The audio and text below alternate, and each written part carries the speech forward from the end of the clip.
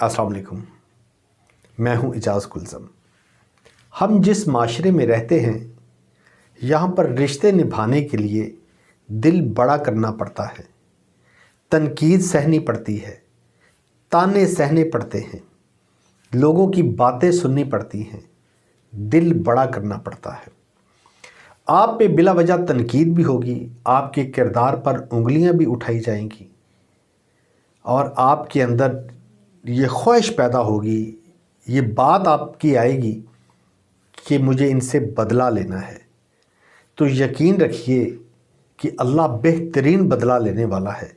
जब आप किसी को माफ़ कर देते हैं या वो सारा मामला अल्लाह पे छोड़ देते हैं तो वो बेहतरीन बदला लेता है। इसके लिए साल भी लग सकता है, 2 साल भी लग सकते हैं, 5 साल भी, 10 साल भी, 20 साल भी, लेकिन वो जो बदला लेता है ना, वो फिर पीस के रख देता है। आपकी सारी ख्वाहिशें उसी में ही पूरी हो जाती हैं, आपको कुछ करना भी नहीं पड़ता।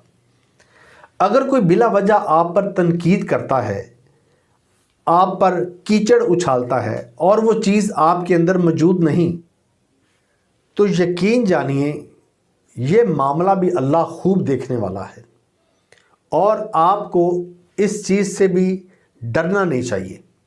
और अगर जो शख्स आप पर कीचड़ उछाल रहा है, आपको ज़लील कर रहा है और आप ये समझते हैं कि ये चीज़ मेरे अंदर है, ये गलती मैं करता हूँ, तो आप अल्लाह के एहसानमंद हो जाइए कि उसने आपकी इस्लाह के लिए कोई भेज दिया है।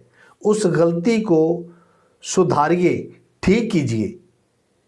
और अगर कोई आपकी शख्सियत पर उंगलियां उठाता है, आपको नीचा दिखाता है, तो अपना मकाम बढ़ाइए, कोई ऐसे काम कीजिए जिससे माशरे के अंदर आपकी इज़्ज़त बढ़े, जैसा वो उंगलियां उठाने वाले की बड़ी है।